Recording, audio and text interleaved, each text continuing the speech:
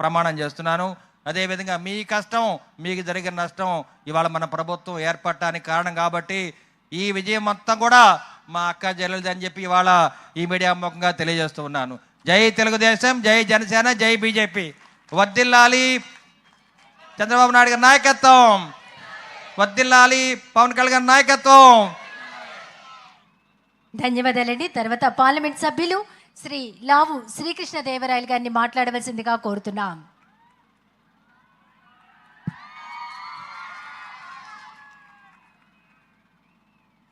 పెన్షన్ల పంపిణీ కార్యక్రమంలో భాగంగా ఈరోజు మన నర్సరావుపేట మన ఎలమంద గ్రామానికి విచ్చేసిన ముఖ్యమంత్రి వర్యులు నారా చంద్రబాబు నాయుడు గారికి, ఇన్ఛార్జ్ మినిస్టర్ గారు గొట్టిపాటి రవికుమార్ గారికి, ఎమ్మెల్యే గారు అరవింద్ బాబు గారికి, చీఫ్ విప్ జీవి ఆంజనేయులు గారికి, వేదిక పైన ఉన్న గ్రామస్తులందరికీ, వేదిక ముందున్న ఎలమంద గ్రామస్తులందరికీ కూడా పేరు పేరు నా హృదయపూర్వక నమస్కారం. పెన్షన్ల పంపిణీ కార్యక్రమం మామూలుగా అయితే ఏదో ఆఫీసర్స్తో నడిపించవలసిన కార్యక్రమం, అలా కాదు అని చెప్పి ముఖ్యమంత్రి గారు నేను ఒక క్యాంపెయిన్ మోడ్లో నేను ప్రతి 1వ తారీఖున వచ్చి ఏదో ఒక గ్రామానికి ఏదో ఒక నియోజకవర్గానికి వచ్చి ఈ విధంగా చెయ్యాలి, ప్రజలతో మమేకం అవ్వాలి, వాళ్ళ కళ్ళ ఆనందం చూడాలి అని చెప్పి ఈ కార్యక్రమం ఇలా చేయటం అనేది ఎంతో ఆనందించాల్సిన విషయం. దానికి మీ తరపున, నా తరపున, అందరి తరపున ముఖ్యమంత్రి గారికి ధన్యవాదాలు తెలియజేసుకుంటా ఉన్నాను. 6 నెలలు అవుతా ఉంది మన ప్రభుత్వం వచ్చి. 92% పైగా పోటీ చేసిన సీట్లన్నింటిలో కూడా కూటమి ప్రభుత్వం విజయం సాధించడం జరిగింది. అద్భుతమైన విజయం, ఎక్కడ కని విని ఎరుగని విజయం. ఈ 6 నెలల్లో కూడా మీ అందరూ చూస్తూనే ఉన్నారు. సరే, అందరికీ కనిపించేది విజయం కనిపిస్తూ ఉంది, కానీ ఆ విజయంతో పాటు రాష్ట్రం ఆర్థిక పరిస్థితి కూడా మనందరం కూడా తెలుసుకోవాల్సిన అవసరం ఉంది. వచ్చిన 6 నెలల నుంచి కూడా రాష్ట్రం ఎదుర్కొంటున్న ఆర్థిక ఇబ్బందుల గురించి ముఖ్యమంత్రి గారు ఎలా పరిష్కరించాలి, వాటిని ఎలా ఎదుర్కొనాలి అని చెప్పి ప్రతి నిమిషం కూడా ఆలోచిస్తూనే ఉన్నారు. మాకు ఆయన అవకాశం కల్పించడం జరిగింది. ఢిల్లీ వచ్చినప్పుడు మంత్రుల దగ్గరికి ఆయనతో పాటు తీసుకెళ్లే అవకాశం వచ్చింది. వెళ్ళిన ప్రతి దగ్గర కూడా మేము చూస్తూ ఉన్నాం. మేము ముఖ్యమంత్రి గారు వచ్చి 2, 3 ఆ మంత్రిని అడగటం, అటువైపు నుంచి కేంద్ర మంత్రి వైపు నుంచి ఒక 5, 6 కంప్లైంట్లు వెనక్కి ఇవ్వటం. ఇదిగోండి మీ రాష్ట్రంలో ఇది సరిదిద్దండి, ఇది సరిదిద్దండి. మామూలుగా అయితే దాన్ని వేరేగా తీసుకోవచ్చు, కానీ ముఖ్యమంత్రి గారు చెప్పారు వీటన్నిటిని కూడా సరిదిద్దుదాం, వీటన్నిటిని కూడా మళ్ళీ ప్రారంభిద్దాం అని చెప్పి. కేంద్రం రాష్ట్ర ప్రభుత్వం కలిసి దాదాపుగా 93 స్కీమ్స్ నడుపుతూ ఉంటే అన్నీ నిర్వీర్యం అయిపోయినాయి 6 నెలల క్రితం. కానీ ఈ 6 నెలల్లో ముఖ్యమంత్రి గారు దాదాపుగా 72 కేంద్ర రాష్ట్ర ప్రభుత్వ సంయుక్త స్కీమ్స్ అన్నింటినీ కూడా మళ్ళీ పునఃప్రారంభించడం జరిగింది. మిగతావి కూడా వచ్చే కొన్ని నెలల్లో ప్రారంభించే దిశగా అడుగులు వేస్తూ ఉన్నారు. ఇవన్నీ ఎందుకు చెప్తా ఉన్నామంటే అందరికీ ఎంతో ఉత్సాహం ఉంది, రాష్ట్రం అభివృద్ధి చెందాలని, ప్రతి ఒక్క కుటుంబం బాగుండాలని. ముఖ్యమంత్రి గారు కూడా అటే పయనిస్తూ ఉన్నారు, కూటమి ప్రభుత్వం కూడా అటే పయనిస్తూ ఉంది. కానీ ఒకటే చెప్పేది, కొద్దిగా అందరం కూడా సమన్వయం పాటించి కొద్దిగా సమయం ఇద్దాం, తప్పకుండా మనం అనుకున్నదాన్ని కూడా సాధించే కార్యక్రమం చేస్తాం. అయితే ఈ వేదికపై నుంచి ముఖ్యంగా మొట్టమొదటిసారి పల్నాడు రావడం జరిగింది ముఖ్యమంత్రి గారు. పల్నాడుకి సంబంధించి మనకుండే సమస్యలు, ఒకటి త్రాగునీరు సమస్య, ఒకటి సాగునీరు సమస్య, మీ అందరికీ తెలిసిందే. దాంట్లో భాగంగా ముఖ్యమంత్రి గారిని అడగడం జరిగింది ఇదివరకే. మళ్ళీ ఒకసారి ఈ సభాముఖంగా కూడా అడుగుతా ఉన్నాం. మనం ఏదైతే వరికిపుడిసెల ప్రాజెక్ట్ ఉందో మాచర్లకు సంబంధించి దాన్ని పూర్తి చేయాలి అని చెప్పి, మనకి జలాలు సాగుకి ఇస్తే కనుక మన ప్రాంతం కూడా అభివృద్ధి చెందుతుందని చెప్పి. అలాగే నిన్నే మీరు అందరూ చూశారు, ఏదైతే గోదావరి జలాలు తీసుకొచ్చి కృష్ణానదిలో కృష్ణా పెన్నా కలయికని నిన్నే ఆయన ప్రారంభించడం కూడా జరిగింది ముఖ్యమంత్రి గారు. అది కూడా తొందరలోనే ముందుకు వెళ్తుందని చెప్పి గట్టిగా ఆశిద్దాం. వీటితో పాటుగా తాగుకి సంబంధించి వాటర్ గ్రిడ్ ఇప్పటికే దానికి సంబంధించిన టెండర్స్ అన్నీ కూడా రెడీ అవుతూ ఉన్నాయి. 50% కేంద్ర ప్రభుత్వం ఇస్తూ ఉంది, 50% రాష్ట్ర ప్రభుత్వం ఇస్తూ ఉంది. దాన్ని కూడా తొందరగా ముందుకు తీసుకువెళ్ళాలని చెప్పి మీ తరపు నుంచి ముఖ్యమంత్రి గారిని అర్థిస్తూ ఉన్నాను. వీటన్నిటితో పాటుగా ఏదైతే మనకు సంబంధించి రైతులకు సంబంధించి మరీ ముఖ్యంగా ప్రతిసారి జనవరి ఫిబ్రవరికి వచ్చినప్పుడు రైతులు అడుగుతూ ఉన్నారు, సార్ తైవాన్ స్ప్రేయర్లు కావాలి, పట్టాలు కావాలి. వీటన్నిటిని కూడా కొద్దిగా సబ్సిడీలో గడిచిన కొన్ని సంవత్సరాలుగా రావట్లేదు, దాన్ని మళ్ళీ పునఃప్రారంభించని చెప్పి దాన్ని కూడా ముఖ్యమంత్రి గారిని అడుగుతూ ఉన్నాం. కొద్దిగా ఏదైతే సబ్సిడీలో ట్రాక్టర్లు కానీ తైవాన్ స్ప్రేయర్లు కానీ ఇవి కూడా ఇస్తే ఇక్కడ ఉన్న ఎక్కువ మంది రైతులే కాబట్టి వారికి ఉపయోగం చెందుతుంది. అలాగే ఇక్కడ ఉపాధి కల్పించేదానికి ఒక లెదర్ పార్క్ అన్ని జిల్లాల్లో కూడా అన్ని నియోజకవర్గాల్లో ఎంఎస్ఎంఈ పార్కులు ఎస్టాబ్లిష్ చేస్తూ ఉన్నారు. అలానే మా పల్నాడుకి సంబంధించి ఒక లెదర్ పార్క్ మీరు శాంక్షన్ చేస్తే కనుక తప్పకుండా ఇక్కడ ఉపాధి వస్తుంది. చివరిగా మెడికల్ కాలేజ్ ఒకటి కేంద్ర ప్రభుత్వం ఇవ్వడం జరిగింది, చివరిలో ఉంది. కొద్దిగా పల్నాడుకి సంబంధించి దాన్ని కొద్దిగా 200 కోట్లు 250 కోట్లు ఇస్తే పూర్తవుతుంది, ఈ ప్రాంతానికి అభివృద్ధి చెందుతుంది. కాబట్టి అది కూడా చేయాలి అని ముఖ్యమంత్రి గారిని అడుగుతూ, నాకు తెలుసు ఎటువంటి ఆర్థిక పరిస్థితులు ఉన్నాయి రాష్ట్రంలోనే, అయినా కూడా పల్నాడుకి ప్రత్యేకంగా మీరు దృష్టి సారించి మీరు చేయాలని చెప్పి పల్నాడు ప్రజల తరఫున విజ్ఞప్తి చేస్తూ నాకు ఈ అవకాశం ప్రసాదించిన ప్రతి ఒక్కరికి కూడా ధన్యవాదాలు తెలియజేస్తూ సెలవు తీసుకుంటాము. ధన్యవాదాలండి. సమగ్ర పరిపాలనలో సరికొత్త మార్పులతో నెంబర్ 1 రాజధానిగా అమరావతిని నిర్మిస్తూ రైతుల సంక్షేమమే ప్రధానంగా విద్య వైద్య రంగాల్లో అభివృద్ధి ప్రధాన లక్ష్యంగా సమగ్ర గ్రామీణాభివృద్ధిని సాధించాలనే దృక్పథంతో ప్రతిష్టాత్మక ప్రాజెక్టులెన్నో చేపడుతూ దూరదృష్టి వ్యూహాత్మక నాయకత్వంతో ఉన్న ధీశాలి మన రాష్ట్ర ముఖ్యమంత్రి వర్యులు నారా చంద్రబాబు నాయుడు గారు. మరి ఇప్పుడే మనం చూసాం, అర్హులైనటువంటి పెన్షన్ లబ్ధిదారుల వారి ఇంటికి నేరుగా వెళ్ళి అందజేసి వారి యొక్క పిల్లల భవిష్యత్ కోసం మరి ఎలా పాటుపడతానని హామీ ఇచ్చారో మనమంతా చూసాం. ఇప్పుడు లబ్ధిదారులతో గౌరవ రాష్ట్ర ముఖ్యమంత్రి వర్యులు నారా చంద్రబాబు నాయుడు గారిని వారిని అడిగి తెలుసుకోవాల్సిందిగా కోరుతున్నాం.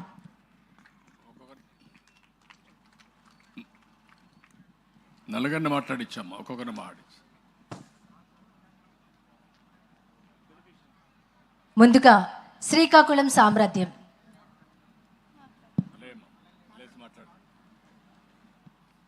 ముఖ్యమైన మంత్రి గారికి నా నమస్కారాలు. అందరికీ నమస్కారాలు. నాకు 33 సంవత్సరాలు నా భర్త గారు చనిపోయి 3 పిల్లలతోటి చాలా ఇబ్బంది పడి నా భర్త గారు చనిపోయాక 3 పిల్లల్లో కూడా 2 పిల్లలు చనిపోయాక చిన్న పాపకి ఒక బాబు పుడితే 2వ సంవత్సరం రోజే ఆ బాబు ఆ తల్లి తండ్రి ఇద్దరూ చనిపోయాక నేను ఆ పిల్లల్ని చాక్కుంటా ఉండి 10వ తరగతి దాకా అనాథ హాస్టల్లో చాక్కొని నేను ఆ పిల్లోడిని పెద్ద చేసి ఇప్పుడు పురాయితంగా చేర్చుకున్నాను. ఆ పిల్లోడికి ఏమీ లేదు, పిల్లోడిది కొంచెం మీరు సహాయం చేయాలి సార్. ఉన్నాడమ్మా మీ మనవడు రామకృష్ణ? ఇక్కడే ఉన్నాడు సార్. రామకృష్ణ ఉన్నావా? రామకృష్ణ లేడా? కనపడలా. ఉన్నాడా? ఉదయం ఊర్లో ఉన్నాడా? ఇక్కడే ఉన్నాడు సార్. వచ్చాడో రాలేదో ఇంటి దగ్గర ఉన్నారు సార్. మేము వచ్చేటప్పుడు ఇంటి దగ్గర ఉన్నారు. మేము వచ్చి చాలా సేపు అవుతుంది. నేను మాట్లాడతాను తర్వాత. అమ్మా ఇంకొక పిలవండి. తర్వాత షేక్ రేణుక గారు మాట్లాడమ్మా. మా ముఖ్యమంత్రి చంద్రబాబు నాయుడు గారికి నమస్కారం. ఇక్కడ ఉన్న పెద్దలందరికీ నమస్కారం. నా పేరు షేక్ రేణుక. నా భర్త పేరు షేక్ మాగు సువాని. మా భర్త 2015లో చనిపోయాడు. నాకు 2 పిల్లలిద్దరిలో నేను పని చేసుకుంటా నా కొడుకుని 10 చదివించి నాతో పాటు పనికి తీసుకెళ్తున్నాను. నా కూతుర్ని చదివించుకుంటున్నాను.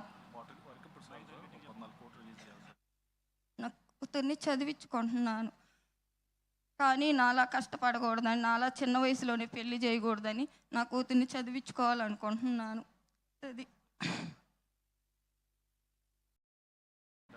తర్వాత చారమ్మ గారు.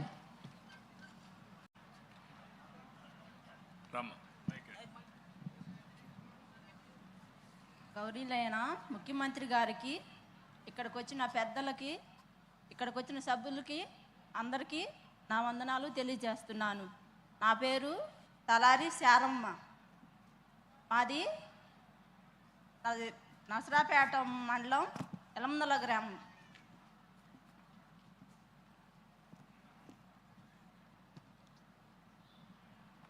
నాకు ఇద్దరు పిల్లలు.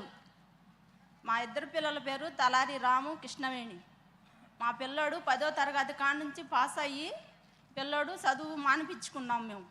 మానిపించుకున్నాక ఎందుకంటే నా భర్త ఆరోగ్య ఇబ్బందితో కరోనాలో చచ్చిపోయి ఉన్నాడు. చచ్చిపోయినప్పుడు నేను ఇంట్లో ఇబ్బంది పడుతుంటే నా పిల్లోడు నేను కూలి పనికి వెళ్ళి మేమిద్దరమి పోషించ కోసం మా పిల్లని పోషించుకోవడానికి కోసం చదివించుకోవడానికి మేమిద్దరం కష్టపడి అమ్మని ఇప్పుడు కోటికి చదివించుకుంటున్నాం. కానీ ఇప్పుడు అన్న వచ్చినాక మాకు 4,000 రూపాయల పెన్షను ఇవ్వబట్టి మా పిల్లని మేము చదివించుకోవడానికి నాకు ఎంత ఆధారంగా ఉందో ఇప్పుడు. అది కూడా కాకుండా ముఖ్యంగా ఇవాళ అన్న నా ఇంటికి రావడానికి నాకు చాలా సంతోషంగా ఉంది. ఎంతో గౌరవపడుతున్నాను నేనైతే మాత్రం. మా ఇంటికి రావడానికి మా పిల్లలు కూడా అసలు నమ్మలేదు ఇప్పుడు ఓటికి కూడా, ఈ రోజుకి కూడా. కానీ అన్న మా ఇంటికి వచ్చాడంటే మాకు ఎంతో సంతోషకరంగా ఉంది. అది మాకు ఎంతో ధన్యతకరం కాబట్టి మేము అన్నకి కృతజ్ఞతలు తెలుపుకుంటున్నాను. ఏడుకొండల గారు నారా చంద్రబాబు నాయుడికి నమస్కారం. నా పేరు ఏడుకొండలు.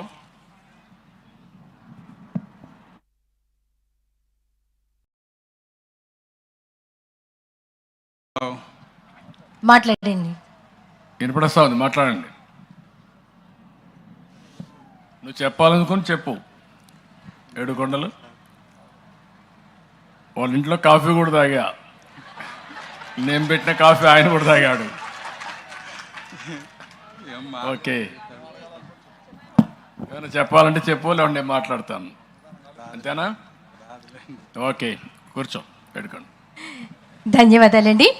పరిపాలన, ప్రజా సంక్షేమంలో ఎన్నో ఆవిష్కరణాత్మకమైనటువంటి మార్పులు చేస్తూ అభివృద్ధి చెందాలి అంటే అధునాతన టెక్నాలజీని మనం యూజ్ చేసుకోవాలి అంటూ రాష్ట్రాన్ని కూడా అధునాతన టెక్నాలజీతో ముందుకు నడిపిస్తూ అభివృద్ధి పథంలో నడిపిస్తున్న మన రాష్ట్ర ముఖ్యమంత్రి వర్యులు విజన్ 2047 లక్ష్యంగా దూసుకు వెళ్తున్న విజనరీ లీడర్ గౌరవనీయులు మన రాష్ట్ర ముఖ్యమంత్రి వర్యులు శ్రీ నారా చంద్రబాబు నాయుడు గారు మరి ఈనాడు ప్రజావేదిక పెద్దల సేవలో పేదల సేవలో కార్యక్రమానికి ఉండమ్మా.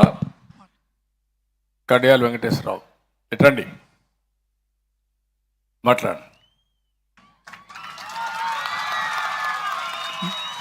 ముందుగా మన రాష్ట్ర ముఖ్యమంత్రి వర్యులు విజనరీ లీడర్ చంద్రబాబు నాయుడు గారు మన ఊరికి రావటం అనేది మన అదృష్టం. మనకి ఆయన రావటమే ఒక వరం. ఈరోజు ఈ కార్యక్రమానికి విచ్చేసిన ఎంపీ గారు, ఎమ్మెల్యే గారు, సివిప్ గారు, అలాగే మన జిల్లా ఇన్ఛార్జి మంత్రులు, కలెక్టర్ గారు, ఎస్పీ గారు, మన గ్రామ ప్రజలందరికీ నా నమస్సమాంజలు. ఈరోజు బ్రీఫ్గా ఈ గ్రామం 1983 నుంచి తెలుగుదేశం పార్టీకి, నసరాబాద్ నియోజకవర్గానికి కంచుకోట అని చెప్పడానికి గర్వంగా ఉంది. సార్ 83 నుంచి ఎప్పుడు కూడా 2004 వరకు 100% ఓట్స్ టీడీపీకి పడ్డ గ్రామం సార్ ఇది. ఆ తర్వాత కూడా 70-80% ఎప్పుడు కూడా 1700, 2000 మెజారిటీ వస్తున్న గ్రామం సార్. ఈ గ్రామానికి కోడెల శివప్రసాద్ గారి ఆధ్వర్యంలో ఎంతో అభివృద్ధి కార్యక్రమాలు జరగటం కూడా జరిగింది. అలాగే లాస్ట్ 5 years ఈ గ్రామాన్ని అణిగి పెట్టి తొక్కి పెట్టి ఈ గ్రామానికి పంచాయతీ ఎలక్షన్ కానీ ఎంపీటీసీ ఎలక్షన్ కానీ లేకుండా చేసి ఈ గ్రామానికి ఆర్థిక సంఘం నుంచి నిధులు రాకుండా చేసిన ఘనత వైసీపీది. అందుకు ప్రతిఫలంగా ఈరోజు మన గ్రామ అభివృద్ధికి ఏం కావాలని మన నాయకుడు దేవుడు మన ముందు ఉండి నుంచున్నారు. తనకి మా ప్రజలందరి తరపున విన్నపం సార్, ఈ గ్రామానికి రోడ్లు 80% అయినాయి, 20% కూడా పూర్తి చేయాలనేది ఒక కోరిక సార్. ఈ గ్రామానికి ఎప్పుడో 20 సంవత్సరాల క్రితం మంచినీటి చెరువు, ట్యాంకు సప్లై ఏర్పాటు చేయడం జరిగింది. అది కూడా 2 గ్రామాలకు కలిపి, చిన్నతొరుగుపాలెం, ఎల్లమంద గ్రామానికి కలిపి. ఈ 2 గ్రామాలకి నీళ్లు చాలట్లేదు సార్. దాన్ని 1,00,000 లీటర్స్ దాంతో ఒక చెరువు, ఒక OHSLR ఏర్పాటు చేయాల్సిందిగా మా విన్నపం సార్. అలాగే ఎస్సీ ఎస్టీ బీసీ మైనారిటీలు ఉన్న ఈ గ్రామంలో వాళ్ళకి కొద్ది మందికి పట్టాలు, కొద్ది మందికి ఇళ్ళు లేవు. అవి శాంక్షన్ చేయించుకోవాల్సిందిగా మా కోరిక సార్. అలాగే మీరు ఈ టెంపుల్ పక్కన ఒక అసంతృప్తిగా మిగిలిన కళ్యాణ మండపం చూశారు సార్. దీనికి గ్రామ ప్రజలందరూ ఇతోధికంగా కొంత తోడ్పాటు అందించారు. మేము మా కుటుంబం తరపున కూడా మేము చాలా వరకు ఖర్చు పెట్టి ఉన్నాము. అది అసంతృప్తిగా ఉంది.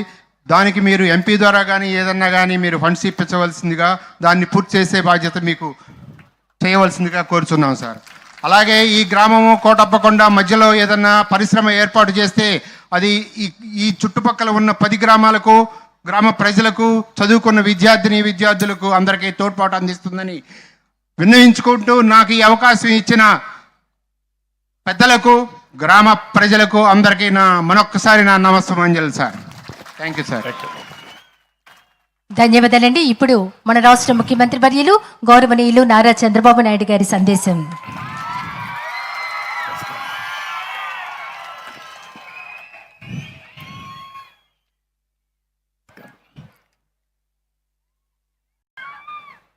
నమస్కారం.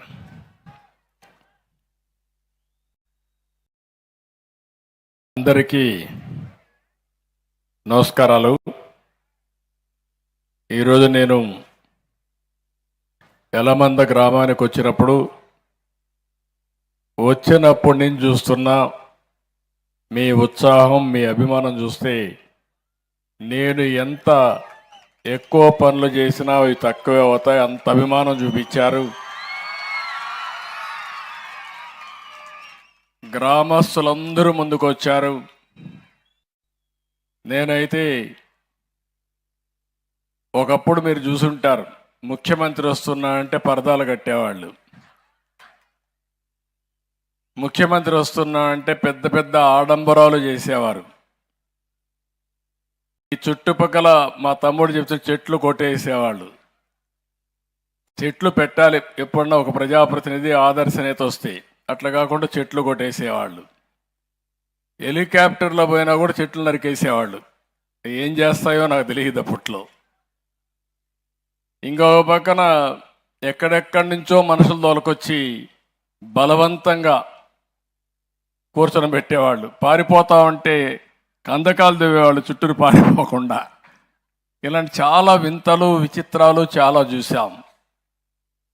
ఈరోజు నేను వచ్చింది సాదా సీదాగా, ప్రజల ముఖ్యమంత్రిగా, మీ స్నేహితుడుగా, మీ హితోభిలాషిగా ఇక్కడికి వచ్చానని చెప్పి మీ అందరికీ తెలియజేస్తున్నా. నేను వచ్చింది మీ స్థితిగతులు తెలుసుకోవడానికి వచ్చాను. మీ కష్టాల్లో, బాధల్లో భాగం పంచుకోవడానికి వచ్చాను. అధికార యంత్రాంగాన్ని కూడా సమాయత్తం చేసి ప్రతి ఒక్కరికి న్యాయం చేపించే దిశగా పనులు చేయడానికి వచ్చాను. మీ ముఖాల్లో ఆనందం చూడడానికి వచ్చాను. 5 సంవత్సరాల్లో ఈ ఊర్లో ఎవరు నవ్వు ఉండరు. నవ్వితే కూడా ఆ రోజు ఉండేవాళ్ళు మీ మీద కేసులు పెట్టేవాళ్ళు. నవ్వడానికి కూడా స్వేచ్ఛ లేని పరిస్థితి, బయట పోవడానికి కూడా విధి లేని పరిస్థితి. అక్కడి నుంచి ఈరోజు చూస్తే నేను ఒకటే ఆలోచిస్తున్నా, ఏ ఇంటిలో కష్టం వచ్చినా వాళ్ళ ఇంట్లో నేను ఒక ప్రాణ స్నేహితుడిగా ఉండి వాళ్ళని కాపాడుకుంటానని చెప్పి కూడా నేను మీకు తెలియజేస్తున్నా. నేను కూడా సమాజంలో అన్ని నా దగ్గర డేటా అంతా ఉంది, మీకేం అనుమానం అవసరం లేదు. ఇప్పుడు మనకు ఆధార్ వచ్చింది, ఎవరెవరని ఆటోమేటిక్గా ఐడెంటిఫై చేస్తుంది. పెన్షన్ ఇవ్వాలంటే ఇంటి దగ్గరికి వచ్చి ఫింగర్ ప్రింట్ పెడితేనే డబ్బులు వచ్చే పరిస్థితి వచ్చింది. మీరు ఫింగర్ ప్రింట్ పెట్టంగానే మాకు కంట్రోల్ రూమ్కి ఎవరికి ఆ పెన్షన్ ఇచ్చారు, ఎక్కడ పెన్షన్ ఇచ్చారు కూడా తెలిసిపోతుంది. ఒకవేళ ఇంటి దగ్గర ఇవ్వకుండా ఆఫీసులో ఇస్తే అక్కడి నుంచి మళ్ళీ మెమో పంపిస్తా ఇమ్మీడియట్గా 1 నిమిషంలోనే. అలాంటి టెక్నాలజీ వచ్చేసింది ఇప్పుడు. రేపటి నుంచి ఇప్పుడు అవన్నీ అనుసంధానం చేసాం. ఆ ఫోన్లోనే జీపీఎస్ ఉంటుంది. మీ ఇల్లు కూడా జియో ట్యాగింగ్ చేశాం. రేపు ఏదైనా విపత్తు వస్తే మీ ఇంటికి మందులు పంపించాలంటే ఎవరు రికమెండేషన్ లేకుండా డ్రోన్ పంపించి మీ ఇంటి దగ్గరనే మీ ఇంటి పైనే డ్రోను దిగే పరిస్థితి వస్తుంది. అలాంటి టెక్నాలజీ అంతా ఉపయోగించే పరిస్థితికి వచ్చాం. ఇవన్నీ ఎందుకు చేస్తున్నామంటే మీకు న్యాయం చేయాలి.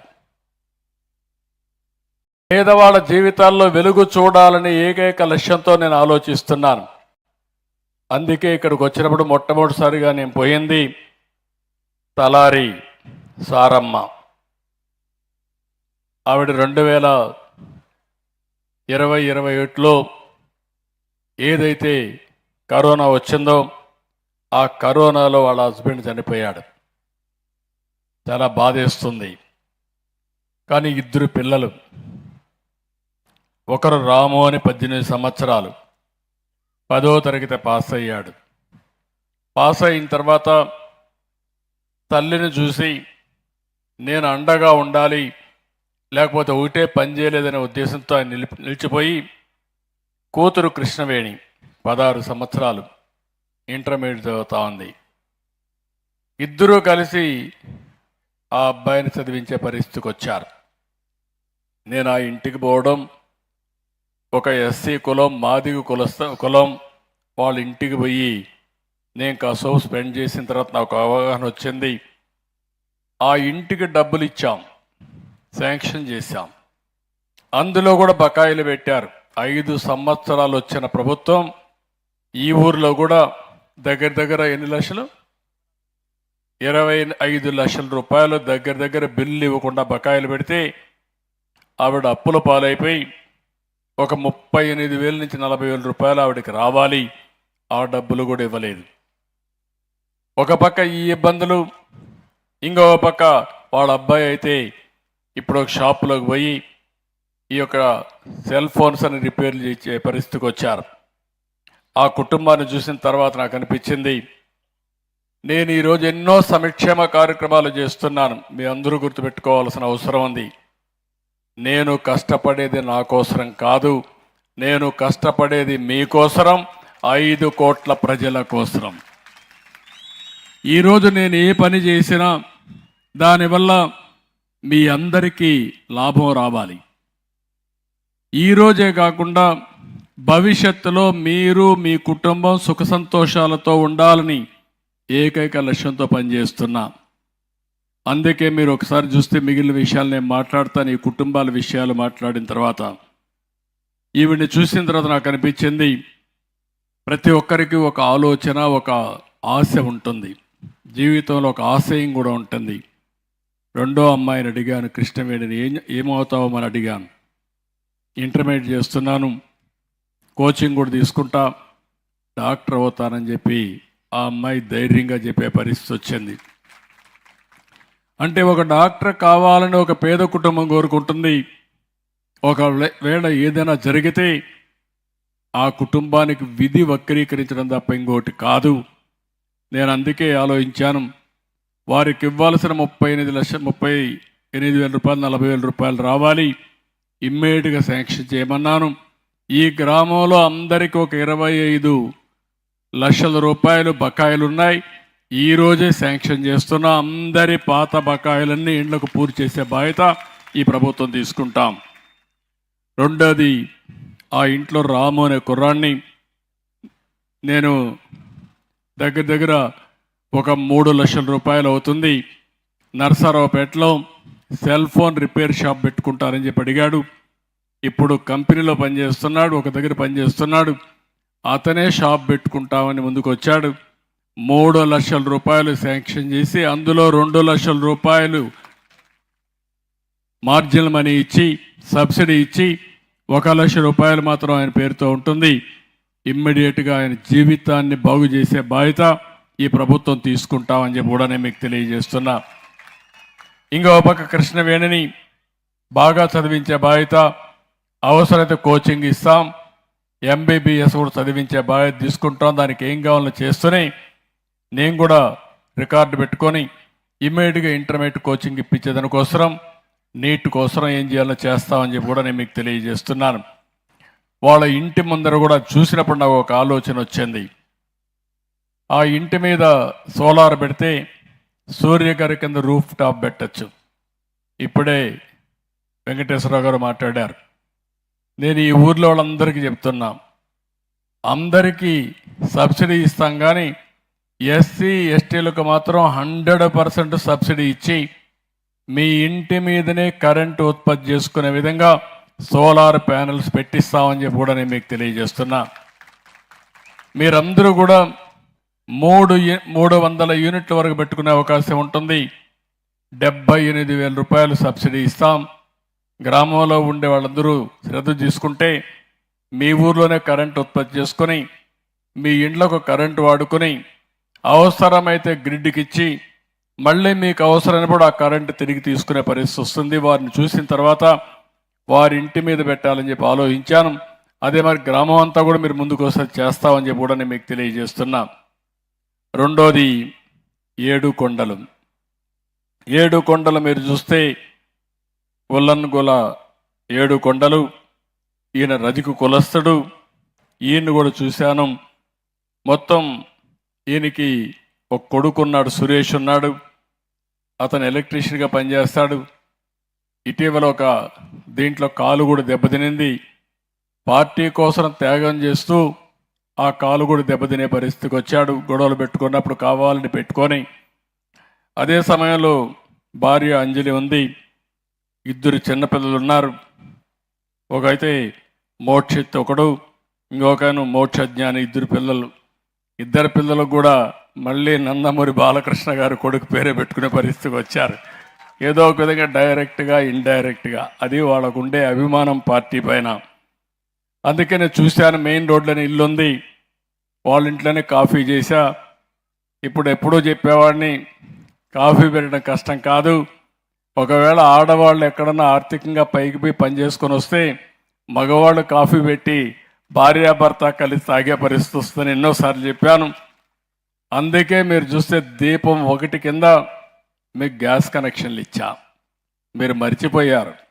అప్పుడప్పుడు మీరు మర్చిపోయి ఓటు అటు ఇటు వేస్తారు. దానివల్ల ఇబ్బందులు వస్తాయి. మళ్ళా వచ్చిన తర్వాత 5 ఏళ్ళు నష్టం జరిగిన తర్వాత నష్టాన్ని భర్తీ చేయమని మళ్ళా నన్ను ఎన్నుకుంటారు. నేను మళ్ళీ గాడి దప్పిన పరిపాలన ఘాట్లో పెట్టి మళ్ళీ అన్నీ బాగా చేస్తే ఎవరన్నా చేయగలుగుతారని మళ్ళీ ఆలోచించి మీరు ఒకసారి నేను గుర్తు చేస్తానే ఏముండాలి, లేకపోతే మీరు కూడా ఇంకో పక్క వెళ్ళిపోయే పరిస్థితి వస్తారు. లేకపోతే మొదటి నుంచి కానీ 2004లో కానీ మనం గెలుస్తుంటే ఈరోజు రాష్ట్రం ఎక్కడుండేదో మీరందరూ కూడా గుర్తుపెట్టుకోవాల్సిన అవసరం ఉంది. ఏది ఏమైనా ఇప్పుడు నా బాధ్యత కింద ఇల్లు చూశాను. రెండోది మళ్ళీ ఈసారి ఆలోచించాను, మా ఆడబిడ్డలు చాలామంది గ్యాస్ కూడా కొనలేక ధరలు పెరిగిపోయి మీరు గ్యాస్ మానేసి మళ్ళా కట్టెలు పోయిపోయే పరిస్థితికి వచ్చారు. అందుకని 3 గ్యాస్ సిలిండర్లు ఉచితంగా ఇవ్వాలని ఈ ప్రభుత్వం నిర్ణయించాం. మళ్ళీ మిమ్మల్ని అందరినీ కట్టెల పొయ్యికి పోకుండా గ్యాస్ ద్వారా వంట చేసే పరిస్థితి తీసుకొస్తున్నాం. అందుకే చేద్దామని చెప్పి చూశాను. చాలా సులభంగా నేనే కాఫీ పెట్టగలిగా. ఆయనకిచ్చా, ఆయన కొడుక్కిచ్చా, అదే మరి కోడలకు గుడిచి అందరం కలిసి కాఫీ తాగేసి వచ్చాం. అదొక అనుభూతి. చేసిన పనికి ఒకసారి తృప్తి కూడా. ఎందుకంటే నేను ఎప్పుడూ ఒకటి ఆలోచిస్తున్నా, నేను ఎప్పుడూ దూరదృష్టితో ఆలోచించి ఏ కుటుంబానికి కూడా ఇబ్బంది లేకుండా చేయాలని చెప్పి ఆలోచిస్తున్నాం. వాళ్ళ కుటుంబం చూసిన తర్వాత ఇల్లు చాలా వరకు రిపేర్లు ఉంది. అంతా ఎక్కడ చూసినా కూడా వర్షం వస్తే మొత్తం కూడా తడిచిపోయే పరిస్థితి వచ్చింది. అందుకే అది ఆలోచించాను. కష్టపడే కుటుంబం. కొడుకైతే ఎలక్ట్రీషియన్గా ఉన్నాడు, ఆయనైతే సైకిల్ షాప్ పెట్టుకొని అక్కడంతా కూడా సైకిల్ షాప్కి రిపేర్ చేసే పరిస్థితికి వచ్చాడు. ఆయనకి మెషిన్ కావాలంటే ఒక 60,000 అవుతుందంటే ఇమ్మీడియట్గా కొనిమ్మని చెప్పి కలెక్టర్కి ఆదేశాలు ఇచ్చారు. ఇమ్మీడియట్గా మెషిన్ ఇస్తారు. అదే మాదిరిగా ఆయనకి దగ్గర ఒక ఇల్లు కూడా 2,50,000 రూపాయలు ఇల్లు శాంక్షన్ చేసి ఊర్లో ఉండడం అందరూ చెప్పాను. అవసరమైతే పార్టీ కూడా ఇస్తాం. ఒక 5-6 లక్షలైనా మంచి ఇల్లు కట్టించి పార్టీకి పనిచేసిన దానికి గుర్తింపు ఇవ్వడానికి ముందుకు పోతున్నామని చెప్పి కూడా నేను మీకు తెలియజేస్తున్నా. ఆయనకు అవసరమైనప్పుడు ఆ ఇంటికి ఏదైనా ఇంకొక 2-3 లక్షలు అయితే పార్టీనే ఇస్తాం. ఎందుకంటే ఈరోజు పార్టీని నమ్ముకొని 90 లక్షల మంది మెంబర్స్ అయ్యారు. తెలుగుదేశం పార్టీ జెండా మోశారు, కష్టపడ్డారు. ఎప్పుడు కూడా ప్రజాస్వామ్యంలో ప్రభుత్వం రావాలంటే పార్టీ కార్యకర్తలు పనిచేయాలి, పార్టీ సిద్ధాంతాలు ఎప్పటికప్పుడు ప్రజలకు చెప్పాలి. అప్పుడే ప్రజలంతా కూడా మన పరిపాలన అంటే తెలుసుకొని ఓట్లేసే పరిస్థితి వస్తారు. అలాంటి ముఖ్యమైన కార్యకర్త ఈయన ఆదుకుంటామని చెప్పి కూడా నేను మీకు తెలియజేస్తున్నా. ఇంకో పక్కన ఇక్కడ 2 కుటుంబాలను చూస్తున్నాం.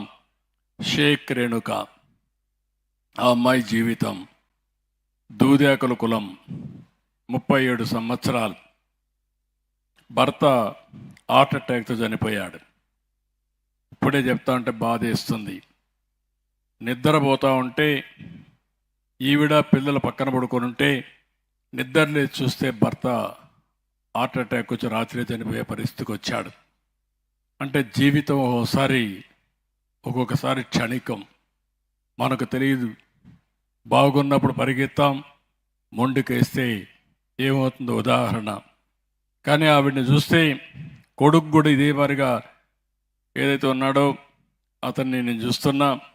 కొడుకు కూడా తల్లికి అండగా ఉండాలని చెప్పి పనిచేసేదానికి సిద్ధపడుతూ పనిచేస్తున్నాడు. కానీ ఇంకొక పక్క చూస్తే ఆ అమ్మాయి పట్టుదల, నేను నష్టపోయాను కానీ నా కూతుర్ని చదివించాలి, నాకు చిన్న వయసులోనే పెళ్లి చేశారు, అయితే నా కూతురి భవిష్యత్తు అమారికి కాకుండా మంచి భవిష్యత్తు ఇవ్వాలని ఆరాటపడతా ఉంది. తప్పకుండా ఆ అమ్మాయి కూతుర్ని చదివించే బాధ్యత ఈ ప్రభుత్వం తీసుకుంటామని చెప్పి కూడా నేను మీకు తెలియజేస్తున్నా. ఆవిడకి కూడా ఇంటి జాగా 1 సెంట్ ఉంది, ఇల్లు కట్టించమని చెప్పి కోరింది. ఇమ్మీడియట్గా ఇల్లు కూడా శాంక్షన్ చేస్తామని చెప్పి ఈ సభ ద్వారా మీకు అందరికీ తెలియజేస్తున్నాను. ఇంకొక పక్కన శ్రీకాకుళం రాజ్యం, ఆవిడని చూస్తే 30 సంవత్సరాల కంటే ముందు భర్త చనిపోయాడు. 3 పిల్లలు, 3 పిల్లలు కూడా ఆడపిల్లలు. పెళ్ళిళ్ళు చేస్తే 2 చనిపోయారు. 2 సంవత్సరాల బాబు ఉండే వయసులో కూతురు అల్లుడు 2 చనిపోతే ఆ బాబుని తీసుకొచ్చి చదివిస్తూ ఉంది. వీళ్ళు కూడా మనం చూసినప్పుడు విశ్వబ్రాహ్మణ్స్ కులం. కానీ ఆవిడకి పట్టుదల, నా మనవడిని పూజారి చేయాలని ఇక్కడి నుంచి తెనాలికి పంపించి ట్రైనింగ్ ఇప్పిస్తూ ఉంది. అంటే ఒక్కొక్కసారి జీవితంలో ఎలాంటి నిర్ణయాలు తీసుకుంటారో ఒక ఉదాహరణ. ఈరోజు అలాంటి నిర్ణయం తీసుకుని ఆవిడ కోరేది, నాకు కూడా ఇల్లు లేదు, ఇంటి జాగా ఇప్పించి ఇల్లు కట్టించమని చెప్పి కోరారు. తప్పకుండా ఇల్లు కట్టించే బాధ్యత ఈ ప్రభుత్వం తీసుకుంటాం. 4 కూడా ఇండ్లు శాంక్షన్ చేస్తామని చెప్పి నేను మీకు తెలియజేస్తున్నా. ఇప్పుడు ఇది చూసినప్పుడు మీకు అనిపిస్తుంది, ఈరోజు నేను ఇక్కడికి వచ్చింది పేదల సేవలో అని ఒక ప్రోగ్రాం పెట్టాను.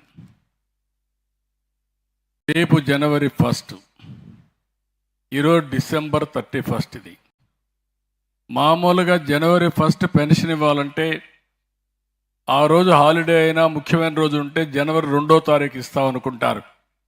నేను ఆ విధంగా ఆలోచించలా. నేను జనవరి 1వ తారీఖున అధికార యంత్రాంగాన్ని ఇబ్బంది పెట్టేదానికి ఇష్టం లేకుండా 31వ తారీఖున మళ్ళీ పేదల సేవలో అనే పేరుతో మీ దగ్గరికి వచ్చాను. ఒకరోజు అడ్వాన్స్గా మీ అందరికీ ఈరోజు పెన్షన్లు ఇచ్చే పరిస్థితికి వచ్చాం. మీ అందరికీ ఈ సంవత్సరం హ్యాపీ క్రిస్మస్ మొన్నే చేసుకున్నాం. రేపే నూతన సంవత్సరం 2025. ఊహించినటువంటి మార్పులు జరిగాయి ప్రజల్లో. నేను చూసా, 40 సంవత్సరాలుగా నా జీవితంలో ఎప్పుడూ చూడని విజయాన్ని మీరు ఇవ్వగలిగారంటే 100కి 93% గెలిపించారు. ఎవరిని పెడితే వాళ్ళని గెలిపించారు. ఒక స్టేజీలో అయితే మా అరవింద్ బాబు గెలుస్తాడని భయం ఉంటే, కాదు మేమున్నామని బ్రహ్మాండమైన మెజార్టీతో గెలిపించారు.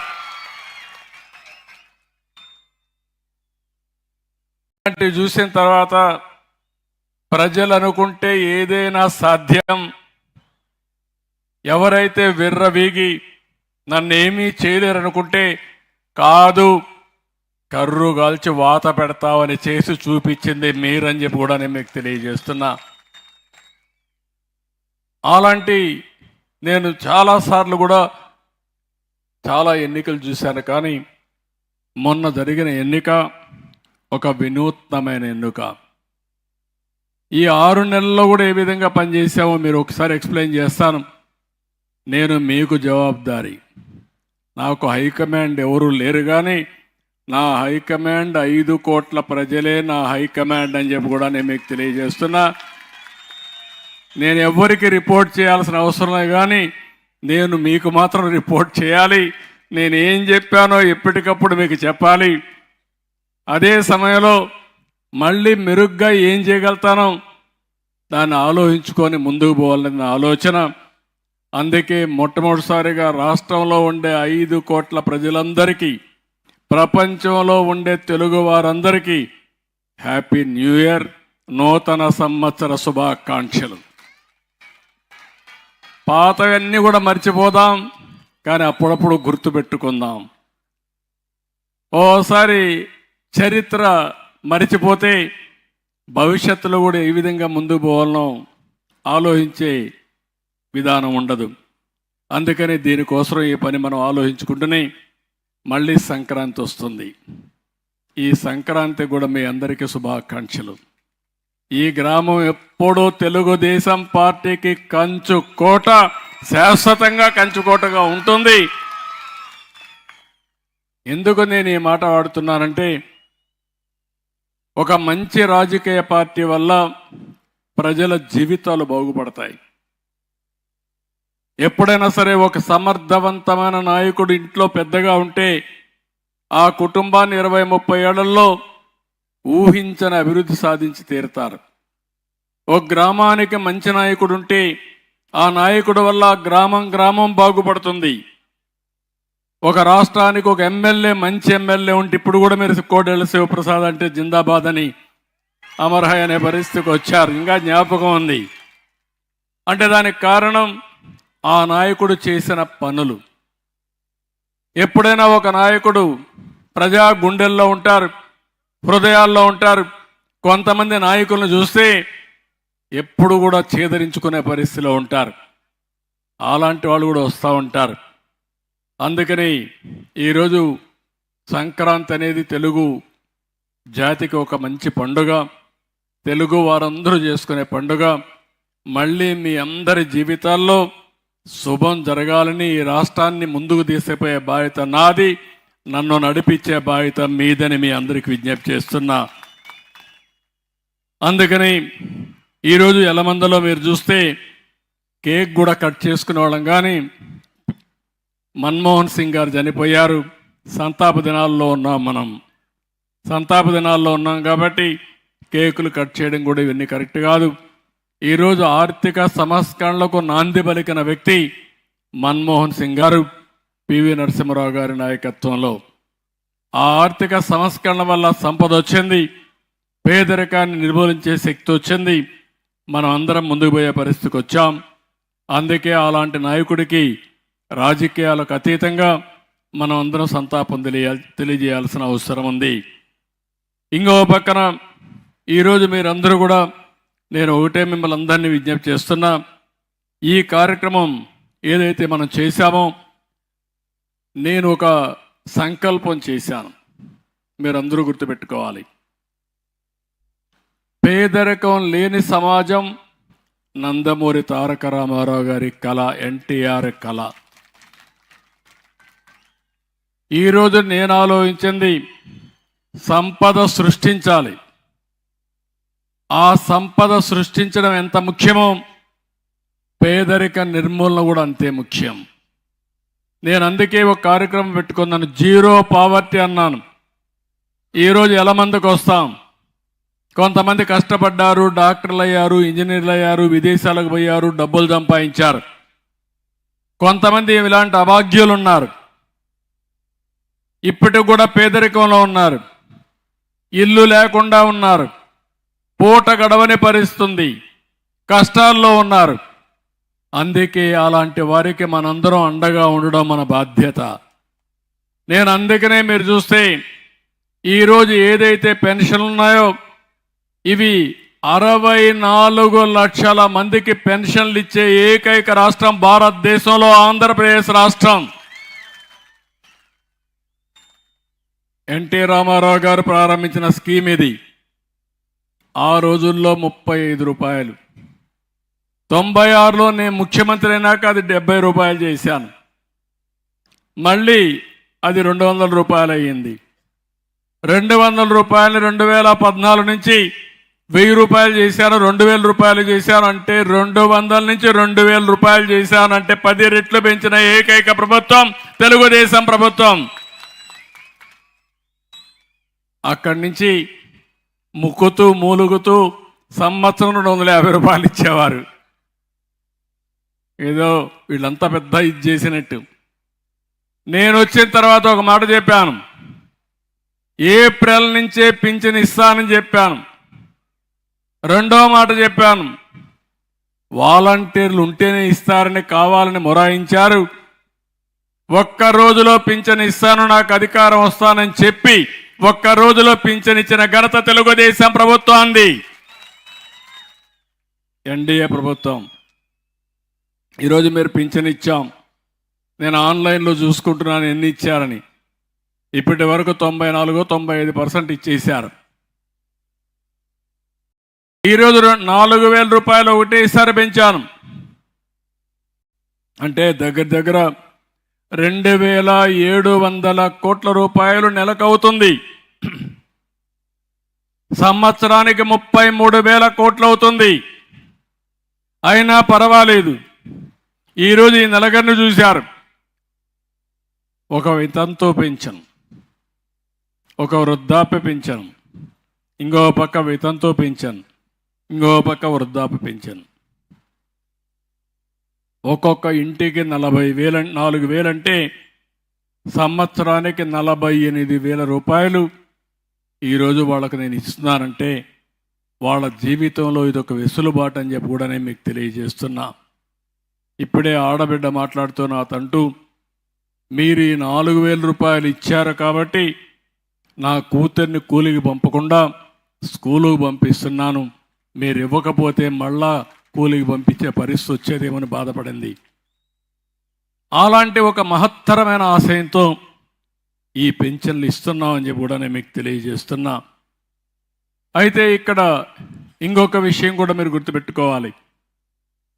ఈరోజు ఎవరైనా భర్తకు పింఛన్ వస్తూ ఉంటే, భర్త చనిపోతే నెక్స్ట్ మంత్ నుంచి భార్యకు ఆ పింఛన్ ఇచ్చే ఏర్పాటు చేశామని చెప్పి కూడా నేను మీకు తెలియజేస్తున్నా.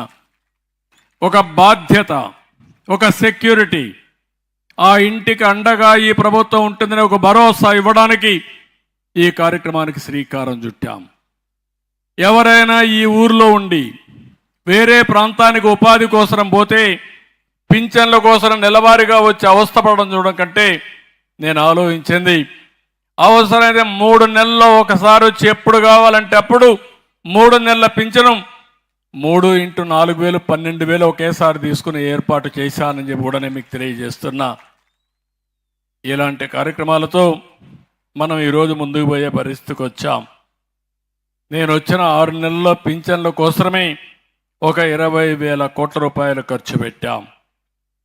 ఇది కాకుండా ఈరోజు మీరు ఒక్కసారి చూస్తే వేరే రాష్ట్రాలకి మన రాష్ట్రానికి తేడా ఎంతుందంటే, ఈ పింఛన్లో మన దగ్గర 4,000 రూపాయలు మామూలుగా అందరికీ పింఛన్లు ఇస్తున్నాం, వృద్ధులకు కానీ వితంతులకు కానీ. వికలాంగులకి దివ్యాంగులకి 6,000 రూపాయలు ఇస్తున్నాం. ఎవరన్నా కిడ్నీ పేషెంట్ కానీ ఇలాంటి వాళ్ళు ఉంటే 10,000 ఇస్తున్నాం. ఇంకా ఎవరైనా మంచం మీదనే ఉండి ఇంట్లో ఒకరు 24 గంటలు వాళ్ళకి సేవ చేసే పరిస్థితి వచ్చినప్పుడు అలాంటి పేద కుటుంబాన్ని ఆదుకోవడానికి 15,000 కూడా ఇచ్చాం. కానీ గడచిన ప్రభుత్వంలో మీరు చూస్తే నేను ఏ ఉద్దేశంతో అయితే మంచి పింఛన్లు ఇస్తున్నానో ఇవన్నీ కూడా వికలాంగుల పింఛనని, బాగా వికలాంగుడు కానివాడి బాగా ఆరోగ్యం బాగుంటే కూడా పింఛన్ తీసుకొని వీళ్ళు దుర్వినియోగం చేసే పరిస్థితి వచ్చారు. నేను అందుకనే వెరిఫికేషన్ చేయమన్నాను. నేను ఇచ్చే ప్రతి ఒక్క రూపాయి పేదవాడికి జరగాలి. పేదవాడి జీవితంలో వెలుగు రావాలి. దళారులు కానీ మధ్యవర్తులు కానీ డబ్బులుండే వాళ్ళకి కానీ ఇది రాకూడదనే ఉద్దేశంతోనే ఈ వికలాంగులందరి దివ్యాంగులందరివి వెరిఫికేషన్ చేయమన్నాం. ఆ వెరిఫికేషన్ చేస్తే వాస్తవాలు వస్తాయి. ఎవరైతే అర్హులుంటారో వారికి ఎంతైనా ఖర్చు పెట్టడానికి నేను సిద్ధంగా ఉన్నాను. అర్హులు కాని వాళ్ళు మాత్రం ఒకటే చెప్తున్నా, హెచ్చరిస్తున్నా, మీరు దుర్వినియోగం చేస్తే మిమ్మల్ని వదిలిపెట్టను, మిమ్మల్ని రికమెండ్ చేసిన కూడా వదిలిపెట్టనని చెప్పి కూడా హెచ్చరిస్తున్నానని చెప్పి కూడా నేను మీకు తెలియజేస్తున్నా. ఇక్కడ మనం 4,000 ఇస్తున్నాం. హర్యానాలో 2,500,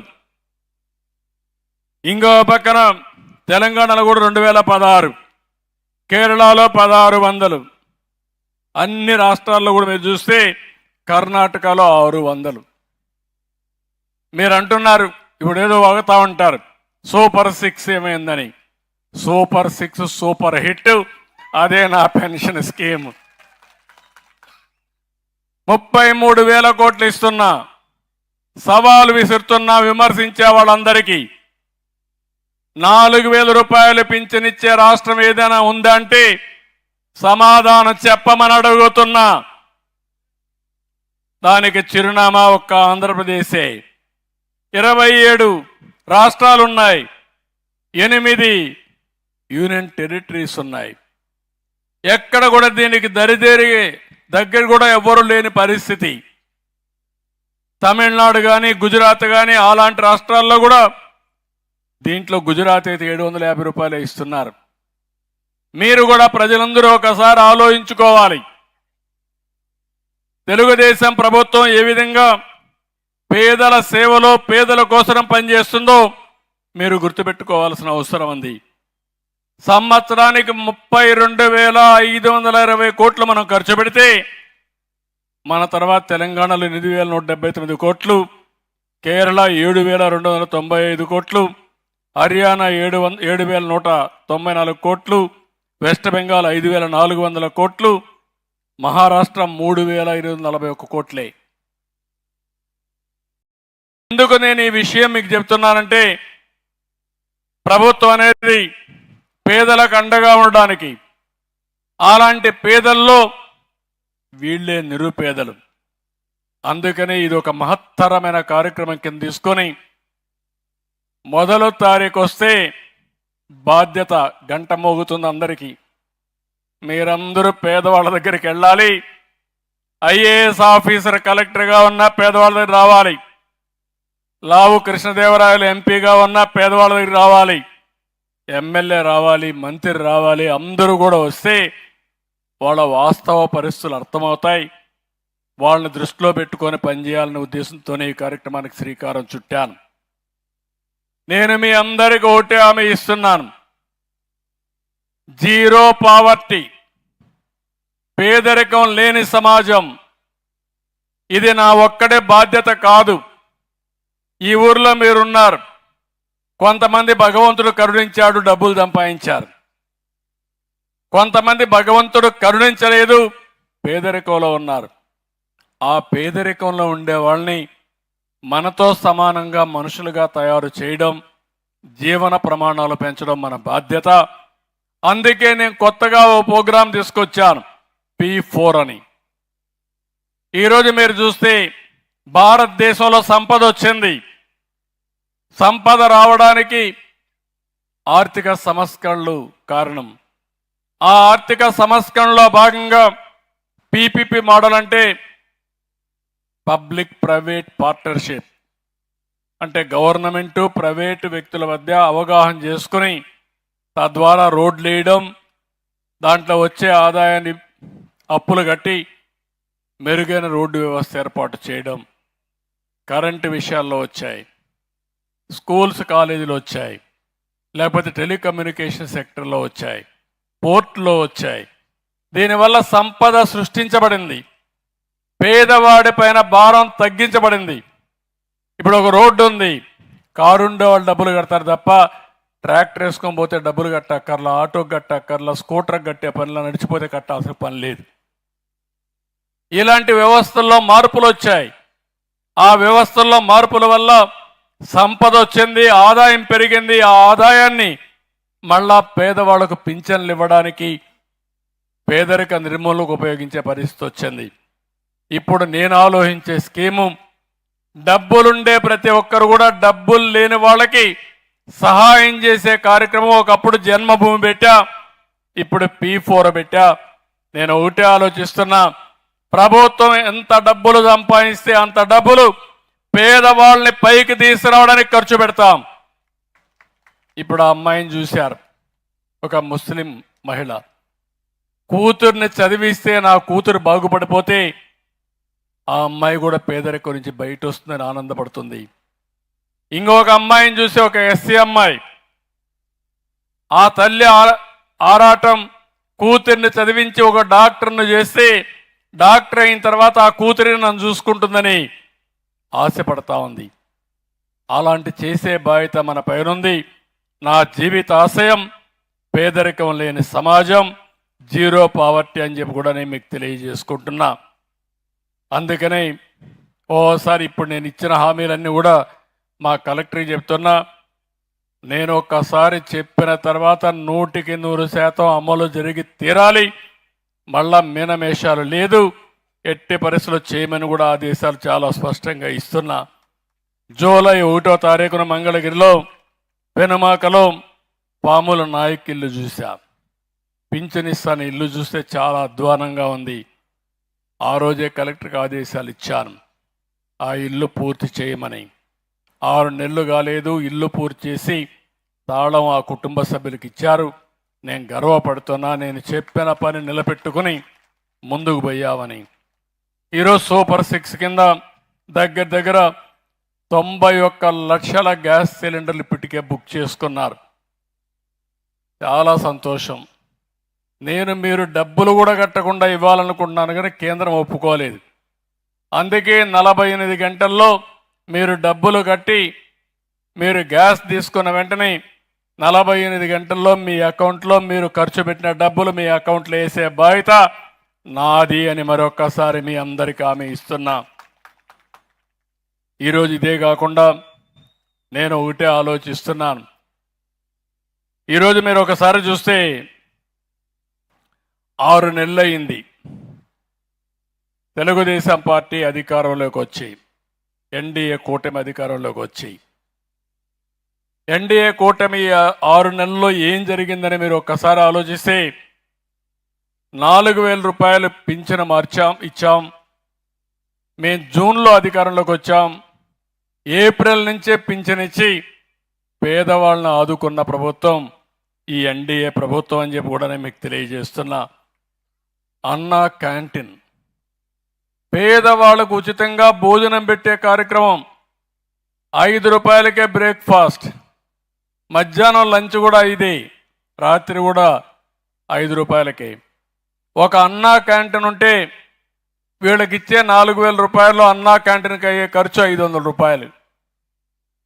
మందులు కావాలంటే కొంచెం ఖర్చు పెట్టుకుంటే పేదవాళ్ళకు ఎంత ఉపయోగకరంగా ఉంటుందో మీరు గుర్తుపెట్టుకోవాల్సిన అవసరం ఉంది. 198 అన్నా క్యాంటీన్లు పెట్టాం. అవసరమైతే ఇంకా 5, 10 పెట్టి ప్రతి ఒక్క నియోజకవర్గంలో 1 కంటే ఎక్కువ అన్నా క్యాంటీన్లు పెట్టే బాధ్యత, పేదవాళ్ళకు ఉచితంగా అన్నం పెట్టే బాధ్యత ఈ ప్రభుత్వం తీసుకుంటాం. ఇంకో పక్కన సూపర్ 6 నాకెప్పుడూ జ్ఞాపకం ఉంటుంది. కష్టపడుతున్న 6 నెలలుగా నేను చూస్తే నా జీవితంలో ఎప్పుడూ ఇంత విధ్వంసాన్ని నేను చూడలేదు. మామూలు విధ్వంసం కాదు. నేను 4వసారి ముఖ్యమంత్రి వచ్చిన తర్వాత 1 నెల 2 నెలల్లో సెట్ అయిపోవాలి, సెట్ కాల. దానికి కారణం వ్యవస్థని మొత్తం సర్వనాశనం చేశారు. అన్ని వ్యవస్థల్ని దోపిడీ చేశారు. లెక్కలన్నీ గందరగోళం చేశారు. తెచ్చిన డబ్బులు ఎక్కడెక్కడో దుర్వినియోగం చేశారు. కేంద్ర ప్రభుత్వంలో ఒకదానికి డబ్బులు తీసుకొచ్చి వేరే దానికి ఖర్చు పెట్టి, లేకుంటే అవినీతిలో దాన్ని మింగేసే పరిస్థితికి వచ్చారు. దీనివల్ల చాలా ఇబ్బందులు వస్తున్నాయి. ఇప్పటికి మీరు చూస్తే కేంద్రంలో 94 సిఎస్ఎస్ అంటే సెంట్రలీ స్పాన్సర్డ్ స్కీమ్స్ వస్తాయి. ఆ డబ్బులన్నీ వేరే డిపార్ట్మెంట్కి ఉపయోగించేశారు. ఇప్పుడు ఉదాహరణ మీరు చూస్తే నరేంద్ర మోడీ గారు ప్రధానమంత్రి అయిన తర్వాత ప్రతి ఒక్క ఇంటికి ట్యాప్ ద్వారా వాటర్ ఇవ్వాలని, అది కూడా సస్టైనబుల్ వాటర్ ఇవ్వాలని, బోరేసి వాటర్ ఇవ్వడం కాదు. పక్కన నాగార్జున సాగర్ ఉంటే నాగార్జున సాగర్ నుంచి నీళ్లు తీసుకొచ్చి ఈ ఊర్లో ఇంటింటికి కొళ్ళాయి ద్వారా నీళ్ళు ఇచ్చే కార్యక్రమానికి శ్రీకారం చుట్టారు. 45% కేంద్రం ఇచ్చారు, మనం 55% పెట్టుకోవాలి. అలాంటి స్కీముని డబ్బులు తెచ్చి ఒక్క ఇంటికి కూడా ట్యాప్ పెట్టలేదు, కొళ్ళాయి పెట్టలేదు. మళ్ళా ఇంకో పక్కన మీరు చూస్తే ఈ ఊర్లో బోర్ వేసి ఆ బోర్లో నీళ్లు ఇస్తే వర్షాలు రాకుండా బోర్ ఎండిపోతే నీళ్ళు వచ్చే పరిస్థితి ఉండదు. ఆ స్ఫూర్తికే విరుద్ధం. అలాంటి డబ్బులు తీసుకొచ్చి దాన్ని కూడా దుర్వినియోగం చేశారు. ఫైనాన్స్ కమిషన్ ద్వారా పంచాయతీలకు వచ్చే డబ్బులు దుర్వినియోగం చేశారు. నేను అన్నీ కలెక్ట్ చేసి ఇప్పటికి 75 స్కీముల్ని సెట్ రైట్ చేశాను. అందుకని ఈరోజు కొంతవరకు పరిపాలనలో మీరు చూస్తే ముందుకు పోయే పరిస్థితికి వచ్చాం. నేను ఒకటే చెప్తున్నా, నేను కష్టపడతా, శ్రమ చేస్తా, తెలివితేటలు ఉపయోగిస్తా, సంపద సృష్టిస్తా.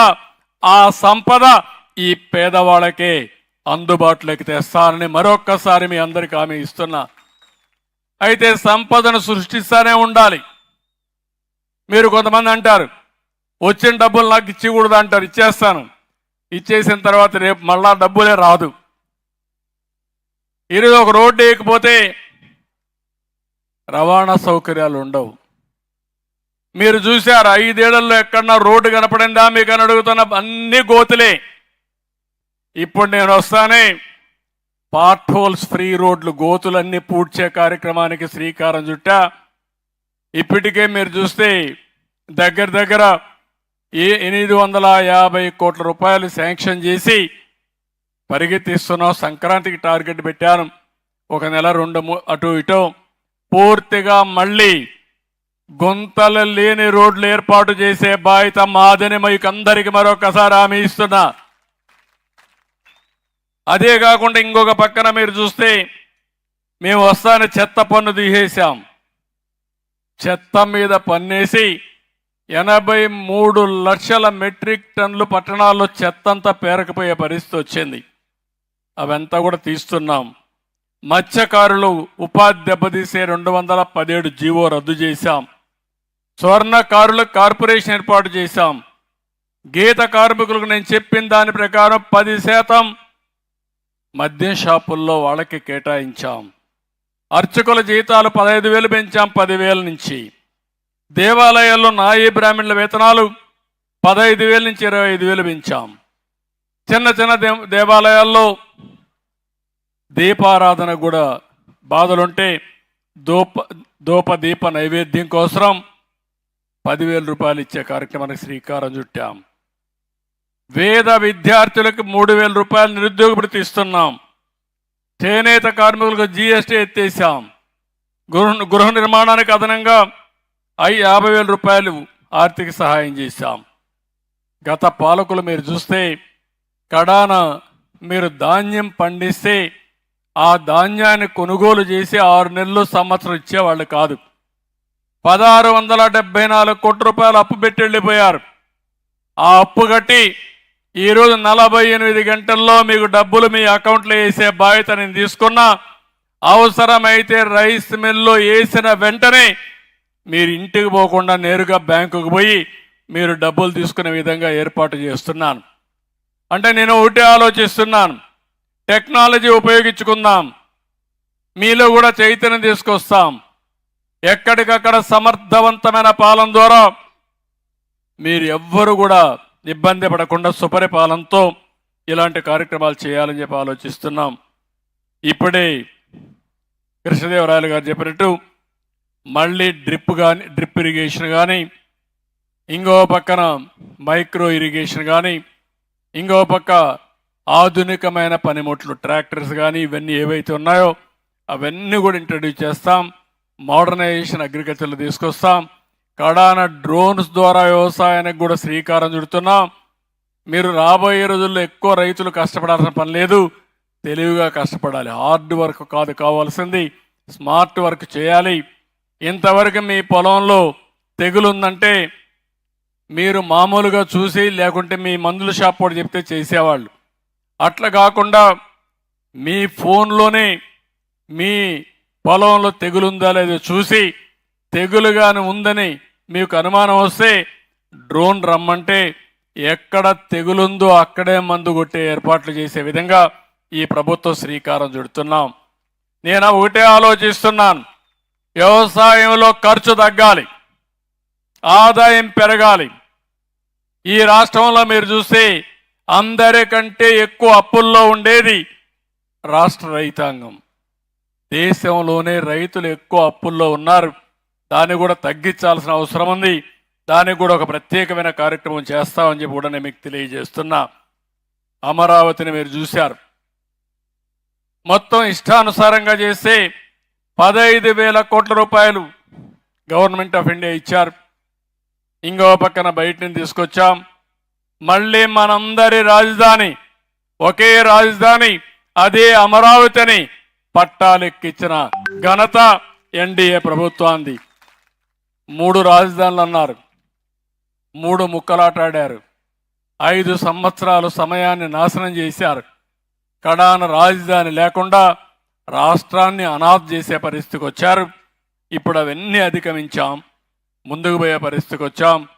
ఏదైతే నేను ఒకటే హామీ ఇస్తున్నా, ప్రతి ఒక్కరికి ఇల్లు కట్టిస్తాం. ప్రతి ఒక్కరికి పల్లెటూరుల్లో గ్రామీణ ప్రాంతాల్లో 3 సెంట్లు ఇంటి జాగా ఇస్తాం. పట్టణ ప్రాంతాల్లో 2 సెంట్లు ఇంటి జాగా ఇచ్చి మీ అందరికీ ఇండ్లు కట్టించే బాధ్యత తెలుగుదేశం ప్రభుత్వం, ఎన్డీఏ ప్రభుత్వం తీసుకుంటామని కూడా హామీ ఇస్తున్నా. ఇంకొక పక్కన మీరు ఒకసారి చూసినప్పుడు పోలవరానికి 12,157 కోట్ల రూపాయలు డబ్బులు తీసుకొచ్చాం. పనులన్నీ ప్రారంభించాం. పోలవరానికి నీళ్లు వస్తే మాకేంటని మీరు అనుకున్నారు, కానీ ఎలమంద కూడా పోలవరానికి నీళ్లు వస్తే నేరుగా ఇక్కడికి వస్తాయి. ఏ విధంగా వస్తుందో మీకు చెప్తాను. ఒకప్పుడు మీరు చూస్తే నాగార్జున సాగర్లో నీళ్లు రాకపోతే రైట్ మెయిన్ కెనాల్కు నీళ్లు వచ్చే పరిస్థితి లేదు. భవిష్యత్తులో ఆ ఇబ్బంది లేకుండా నేరుగా ఎక్కడ వర్షం పడినా నీళ్లు వచ్చే పరిస్థితి వస్తుంది. నిన్నే మీరు చూశారు, నేను ఒక కార్యక్రమానికి అనౌన్స్ చేశాను. గోదావరి పెన్నా అనుసంధానం పోలవరం నుంచి బనకచర్ల, పోలవరం వెస్ట్ గోదావరిలో ఉంటుంది, బనకచర్ల కర్నూలులో ఉంటుంది. అక్కడి నుంచి అనుసంధానం చేస్తాం. అదే మరిగా పోలవరం నుంచి వంశధార తీసుకెళ్తాం శ్రీకాకుళానికి. అది సాధ్యమని నిరూపిస్తాం. దీనికి 80,000 కోట్ల రూపాయలు ఖర్చు అవుతాయి. పెద్ద కార్యక్రమం ఆలోచిస్తున్నాం. అది చేస్తే రాష్ట్రానికే ఒక వరంగా తయారవుతుంది. మనమందరం కూడా ఒకప్పుడు జన్మభూమి పెట్టాం. జన్మభూమి రుణం తీర్చుకోవడానికి ముందుకు పోయాం. కన్న తల్లి ఎంత ముఖ్యమో మనం పుట్టిన గ్రామం కూడా ముఖ్యమనే స్ఫూర్తితో ముందుకు పోయాం. ఇప్పుడు నేను ఒకటే ఆలోచిస్తున్నాను, నేల తల్లి మనకు అన్నీ ఇస్తా ఉంది, తాపంతో బాధపడతా ఉంది. ఓసారి బాగా నీళ్లు లేకుండా ఎండిపోయి తాపంతో బాధపడితే అందుకే పేరు ఆలోచించాను, జలహారతి. నేల తల్లికి, తెలుగు తల్లికి జలహారతి ద్వారా పెద్ద ఎత్తున ఈ కార్యక్రమాన్ని చేపట్టాలని శ్రీకారం చుట్టాం. అదైతే పోలవరం నుంచి కృష్ణాకు వస్తాయి, కృష్ణా నుంచి నాగార్జున సాగర్ రైట్ మెయిన్ కెనాల్కు నీళ్లు వస్తాయి. అక్కడ బొల్లాపల్లి ఒక చెరువు రిజర్వాయర్ వస్తుంది. ప్రారంభంలో 150 టీఎంసీ నీళ్లు అక్కడ పెడతాం. నాగార్జున సాగర్లో నీళ్లుంటాయి, బొల్లాపల్లిలో నీళ్లుంటాయి. రైట్ మెయిన్ కెనాల్లో నీళ్లు లేకపోతే ఇక్కడి నుంచి తీసుకునే పరిస్థితి వస్తుంది. అక్కడి నుంచి నేరుగా వెలుగొండ పక్కనే నల్లమలై ఫారెస్ట్లో ఒక టనల్ తీసుకొని నేరుగా బనకచెర్లకు తీసుకెళ్తాం. 3 రీచర్లు. ఈరోజు కూడా 55 సంవత్సరాలు డేటా చూస్తే 3000 టీఎంసీ నీళ్లు గోదావరి నుంచి సముద్రంలోకి పోతున్నాయి. ఈ సంవత్సరం కృష్ణాలో వచ్చిన వరదలు 800 టీఎంసీ నీళ్లు సముద్రంలోకి పోయినాయి. దాంట్లో నుంచి ఒక 200-300 టీఎంసీలు కానీ మనం వాడుకోగలిగితే ఈ రాష్ట్రంలో కరువు ఉండదు. అలాంటి కార్యక్రమానికి శ్రీకారం చుట్టా. నందమూరి తారక రామారావు గారు సాగునీటి ప్రాజెక్టులకు ప్రాధాన్యత ఇచ్చారు. ఆయన కలని రాబోయే రోజుల్లో ఏ ప్రాంతంలో కూడా కరువు లేకుండా కరువు రహిత రాష్ట్రంగా తయారు చేసే బాధ్యత ఈ ప్రభుత్వం తీసుకుంటామని చెప్పి కూడా నేను మీకు తెలియజేస్తున్నా. మీరు కూడా ఆశీర్వదించాలి. నీళ్లు వస్తే తాగుతాం కానీ నీళ్లు రావడానికి మాత్రం మేము ఆలోచించడం అంటే కరెక్ట్ కాదు. మంచి పని చేసేటప్పుడు, మీరు పూజలు చేసేటప్పుడు మీరు కూడా ఒకసారి ఆ దేవుణ్ణి కోరుకోండి. మసీదు పోయినప్పుడు మీరు కూడా అక్కడ ప్రార్థించండి. చర్చికి పోయినప్పుడు ప్రార్థించండి. మన ప్రార్థనలే దీవెనలుగా మారతాయి. అనుకున్న పని కూడా అవుతుంది, సంకల్పం నెరవేరుతుంది. ఇది నెరవేరితే ఈ రాష్ట్రంలో కరువు అనేది రాదు. నా జీవితాశయం ఈ జలహారతి, ప్రతి ఒక్క ఎకరాకు నీళ్ళిచ్చి మీ రుణం తీర్చుకోవాలనేది నా ఆలోచన. అది చేస్తానని చెప్పి కూడా నేను మీకు తెలియజేస్తున్నా. ఇంకో పక్కన మీరు ఒకసారి చూస్తే గ్రామాల్లో, అన్ని గ్రామాల్లో పనులు ప్రారంభమైనాయి. ఒకప్పుడు సిమెంట్ రోడ్లు వేసాం, మళ్ళా సిమెంట్ రోడ్లన్నీ పూర్తి చేస్తున్నాం. ఎక్కడికక్కడ వేస్ట్ కాంపోస్ట్ కింద చెత్తంతా కూడా ఎరువులుగా మార్చే కార్యక్రమానికి పోయాం. మళ్ళీ వీధి దీపాలు వెలుగుతున్నాయి. 5 సంవత్సరాల్లో వీధి దీపాలు కూడా ఆరిపోయినాయి. అవన్నీ కూడా మళ్ళీ చేసే పరిస్థితికి వచ్చాం. ఇంకో పక్క రాజధాని అమరావతికి 2245 కోట్ల రూపాయలతో కొత్త రైల్వే లైన్ వస్తూ ఉంది. నేషనల్ హైవేలో 75,000 కోట్లు ఖర్చు పెట్టిస్తున్నాం. రైల్వేల కోసం 72,000 కోట్ల రూపాయలు ఖర్చు పెడుతున్నాం.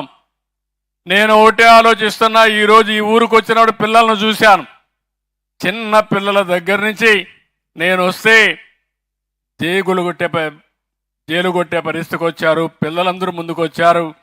నేను అందుకే ఆ పిల్లల భవిష్యత్తు కోసం ఆలోచిస్తున్నా. ఈ రాష్ట్రంలో పుట్టిన పిల్లలందరి కోసం, వాళ్ళు బాగా చదువుకున్న వెంటనే ఉద్యోగం వచ్చే బాధ్యత, తీయించే బాధ్యత నాదని మీ అందరికీ హామీ ఇస్తున్నా. అందుకని మీరందరూ చూస్తే జాబ్ ఫస్ట్ అనేది మా విధానం. మిరాకల్ లాంటి పిల్లలు ఉన్నారు. ఇప్పుడే ఒక 2 ఆడపిల్లలు మాట్లాడితే ఏం చదువుతున్నారంటే ఇద్దరు కూడా ఇంజనీరింగ్ చేస్తున్నారు. ఆ ఇంజనీరింగ్లో కూడా ఇద్దరిని చూస్తే ఆర్టిఫిషియల్ ఇంటెలిజెన్స్ చేస్తున్నారు. అంటే మన వాళ్ళు చాలా తెలివైన పిల్లలు. దానికి కూడా ఫౌండేషన్ నేనే వేసా. దీన్ని లాజికల్గా తీసుకెళ్తాం. ఇలాంటి పిల్లల భవిష్యత్తు, బంగారు భవిష్యత్తు చేసే బాధ్యత ఈ ప్రభుత్వం తీసుకుంటామని చెప్పి కూడా నేను మీకు తెలియజేస్తున్నా. 25 పాలసీలు తీసుకొచ్చాం. అందుకే ఈ పాలసీల వల్ల ఏంటి లాభమని మీరు ఒకసారి చూస్తే, నిన్న మొన్న మీరు చూశారు, నిన్న ఒక్కరోజే మీటింగ్ పెట్టాం. దగ్గర స్టేట్ ఇన్వెస్ట్మెంట్ ప్రమోషన్ బోర్డులో 1,82,000 కోట్ల రూపాయలు విలువ చేసే ప్రాజెక్టులకి శాంక్షన్ ఇచ్చాం. దీనివల్ల 2,80,000 పిల్లలకు ఉద్యోగాలు వస్తాయి. రామాయంపట్నంలో దగ్గర 92,000 కోట్ల రూపాయలతో బీపీసీఎల్ ఒక రిఫైనరీ పెడుతున్నారు. ఇలాంటి ప్రాజెక్టులు చాలా వచ్చే పరిస్థితి వచ్చింది. రిలయన్స్ అయితే ఒక 65,000 కోట్ల రూపాయలు ఖర్చు పెట్టి దగ్గర 500 బయోఫ్యూయల్ ప్లాంట్లు పెడుతున్నారు. దీనివల్ల ఉపాధి వస్తుంది, రైతులకు ఆదాయం పెరుగుతుంది. ఇలాంటి కార్యక్రమాలన్నీ చేస్తున్నాం. మొన్నే ఇంకొక ఎస్ఐపిబి పెడితే 85,000 కోట్ల రూపాయలు పెట్టుబడులు వచ్చాయి. 34,000 కోట్ల రూపాయలు, 34,000 మందికి ఉద్యోగాలు వచ్చే పరిస్థితికి వచ్చింది. ఈరోజు మీరు ఒక్క విషయం గుర్తుపెట్టుకోవాలి. 6 నెలల్లో ఈ పనులన్నీ చేశాం. డ్రోన్ సబ్మిట్ పెట్టాం. డ్రోన్లో ఏమేమి ఉపయోగాలు ఉంటాయో అన్వేషణ చేస్తున్నాం.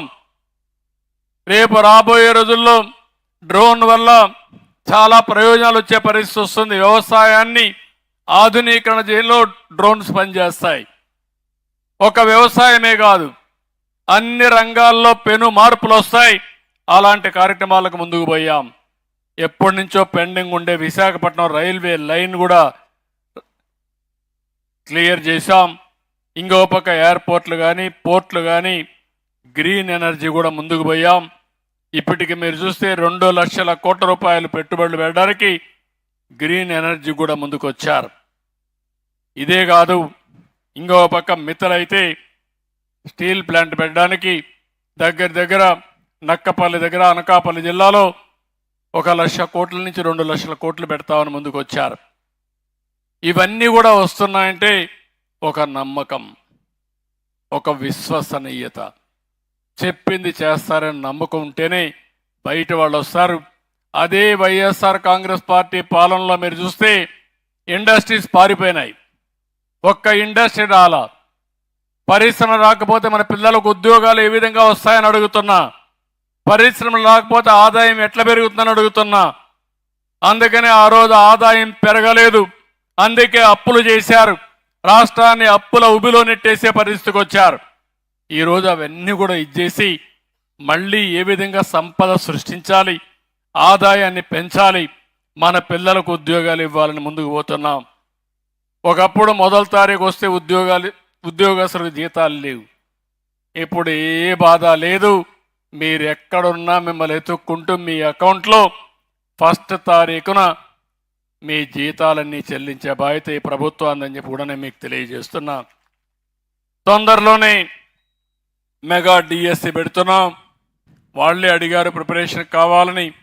కాబట్టి ఈ సంవత్సరం మెగా డిఎస్సి పెట్టి రాబోయే సంవత్సరం స్కూల్స్ తెరిచే లోపల మీకు పోస్టింగ్స్ ఇచ్చి ట్రైనింగ్ పూర్తి చేసి 16,347 ఉద్యోగాలు భర్తీ చేసే బాధ్యత ఈ ప్రభుత్వాన్ని చెప్పి కూడా నేను మీకు తెలియజేస్తున్నా. ల్యాండ్ టైటిలింగ్ యాక్ట్ రద్దు చేశాం. సర్వే అంతా కూడా ఇప్పుడు మీరు చూశారు. ఎక్కడికక్కడ రెవెన్యూ సదస్సులు పెడుతున్నాం. మీ భూములు వేరే వాళ్ళకి రాసేసుకున్నారు. ఇష్టానుసారంగా 22A పెట్టారు. మళ్ళీ మనం కానీ వాళ్ళు చెప్పినట్టు ఒప్పుకుంటే మళ్ళా అది మార్చేసి మళ్ళా ఇది చేశారు, లేకపోతే ప్రభుత్వ లెక్కలో పెట్టి వేధించే పరిస్థితికి వచ్చారు. అందుకే ఇవన్నీ చేశాం. ఇంకో పక్క కొత్త మద్యం పాలసీ తీసుకొచ్చాం. ఇంకో పక్క కొత్త ఇసుక పాలసీ తీసుకొచ్చాం. నేను ఒకటే మిమ్మల్ని అడుగుతున్నా, ఈ గ్రామంలో ఉండేవాళ్ళు కానీ రాష్ట్రంలో అందరికీ చెప్తున్నా, ఎక్కడైనా ఇసుక విషయంలో దందాలుంటే మాత్రం ఎట్టి పరిస్థితుల్లో ఉపేక్షించాం. మీ ఊర్లో ఇసుక దేవుడిచ్చిన వరం, అది మీరు ఉపయోగించుకోవడం మీ హక్కు. అది అందుకే ముఖ్యమంత్రిగా ఆదేశాలు ఇచ్చా, ఏ వ్యక్తి కూడా అడ్డం పడకూడదని. వీలైతే మీరు సహాయం చేసి 10 రూపాయలు తగ్గించి ఇసుక తీసుకుపోయే పరిస్థితి అండి, కానీ అడ్డం పడడానికి వీలు లేదని చెప్పి కూడా నేను మీకు తెలియజేస్తున్నా. మొన్నటి వరకు రహస్య వ్యవహారాల కింద జీవోలు కూడా దాచిపెట్టుకునే పరిస్థితికి వచ్చారు. ఇప్పుడు అన్నీ ఆన్లైన్లో పెట్టాం. మొత్తం గంజాయి కానీ డ్రగ్స్ కానీ నేను ఇక్కడే మిమ్మల్ని కూడా కోరుతున్నా, మీలో కూడా ఒక ఆలోచన రావాల్సిన అవసరం ఉంది. మనకు తెలియకుండా మన పిల్లలందరూ కూడా డ్రగ్స్కి అలవాటు అయిపోయే పరిస్థితికి వచ్చారు, గంజాయికి అలవాటు అయ్యే పరిస్థితికి వచ్చారు. దీనివల్ల నేరాలు ఘోరాలు పెరిగే పరిస్థితి వచ్చాయి. అలాంటప్పుడు ఇవన్నీ కూడా మనం చేయాల్సిన అవసరం ఉంది.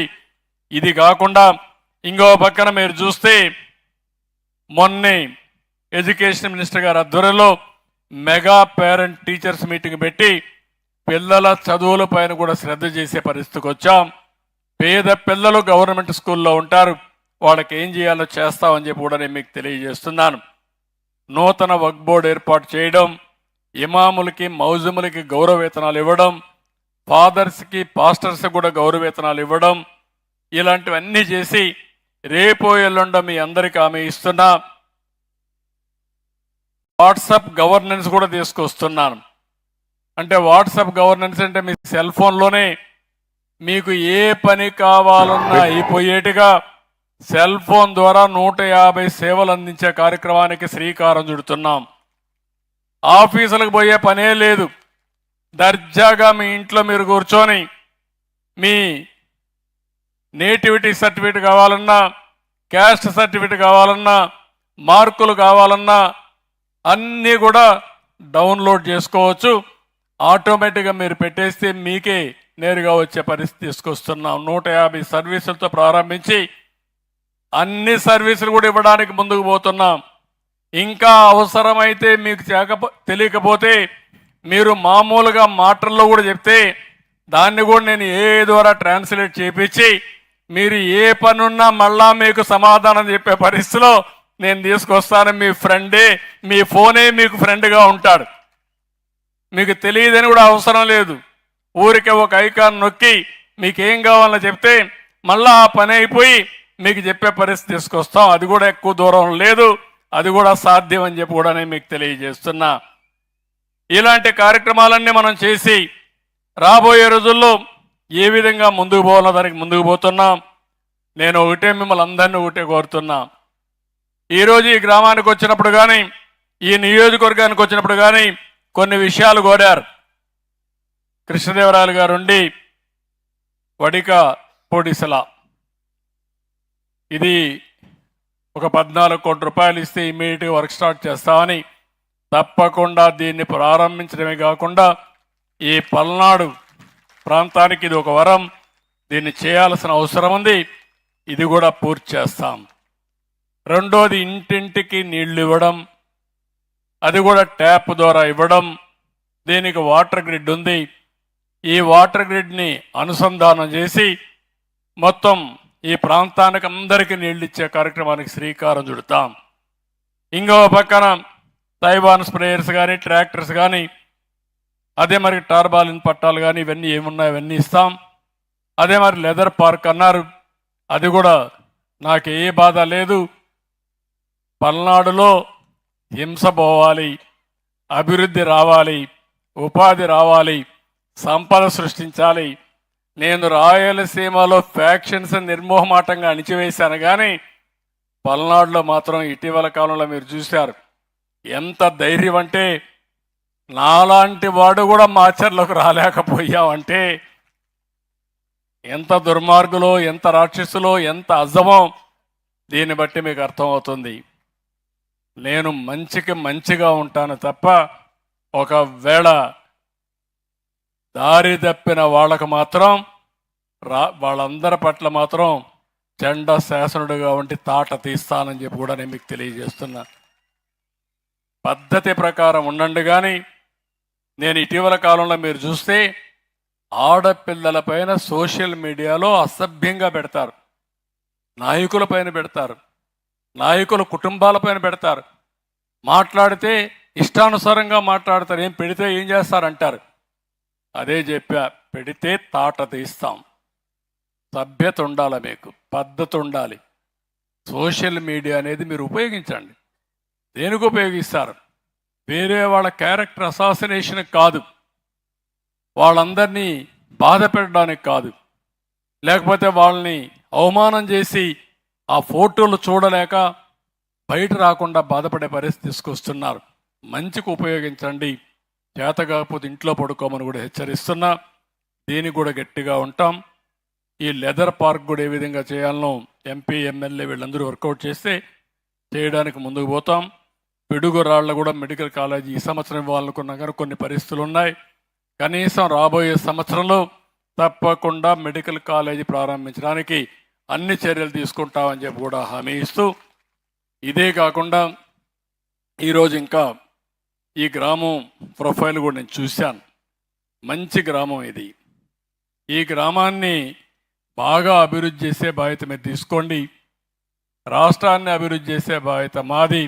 ఇప్పుడే వెంకటేశ్వరరావు గారు ఒక విషయం చెప్పారు. ఇక్కడే టెంపుల్ దగ్గరికి వెళ్ళాం, పక్కన కళ్యాణ మండపం కట్టారు, అంతా కట్టారు, కానీ దాన్ని పూర్తి చేయలేకపోయామని బాధపడ్డారు.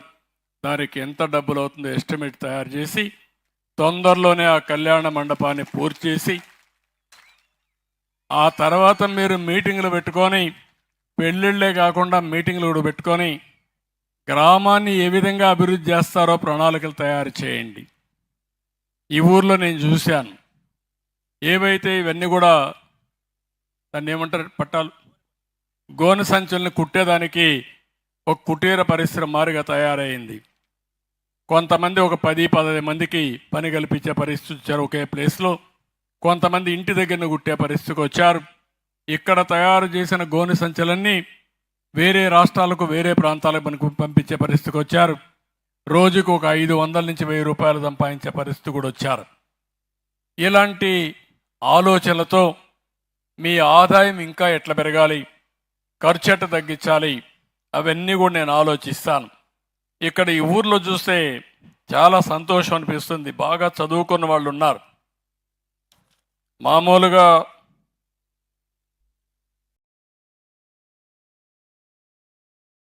ఇది ఎడ్యుకేషన్ బ్యాక్గ్రౌండ్.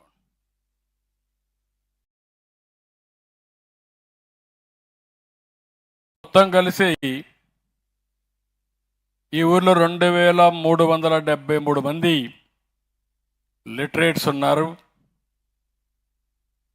వాళ్ళల్లో కూడా ఎక్కడ ఈ పేజీ నెక్స్ట్ పేజీ ఎక్కడ ఉంది అది క్వాలిఫికేషన్స్.